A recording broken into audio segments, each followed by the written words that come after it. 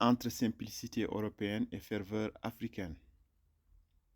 En France, il n'est pas rare de voir un maire ou des conseillers municipaux se déplacer simplement à pied, parfois même lorsqu'ils occupent aussi des fonctions de député ou de président de département. Lors des événements organisés par la municipalité ou par les municipalités et par des associations locales, la proximité entre les habitants est souvent naturelle et directe. J'ai aussi observé la même simplicité en Belgique, où il est tout à fait courant de croiser le maire, Willy de Meyer, marcher seul dans les rues de la ville. Lorsque les élections municipales approchent, en France, les candidats mènent bien sûr des campagnes de terrain.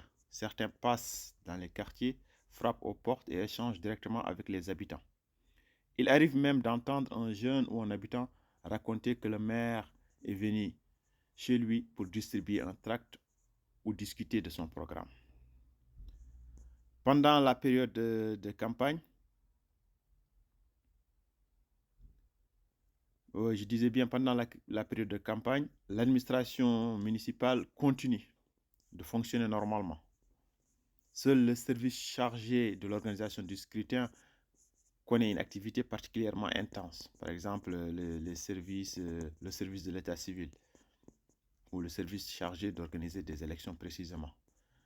Pour suivre la campagne en France des maires, il faut souvent consulter les réseaux sociaux des candidats ou discuter avec les habitants. Les panneaux d'affichage aussi, les panneaux d'affichage officiels, je disais, sont la plupart du temps respectés. Chacun respecte son numéro ordonné par la préfecture. Par contre, dans beaucoup de pays africains, la réalité est très très différente.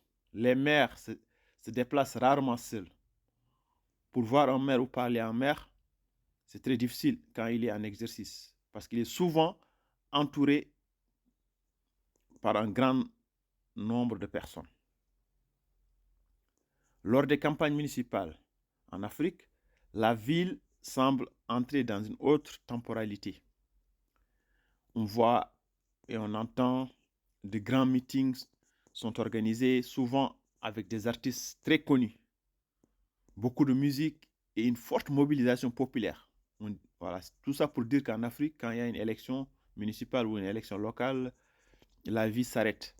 Tout le monde est concentré sur la campagne. Il n'y a que des artistes, des danseurs et tout, partout en Afrique. De nombreux travailleurs, pour ne pas dire fonctionnaires, arrêtent temporairement leur activité s'ils travaillent dans les capitales comme Nouakchott par exemple ou Dakar.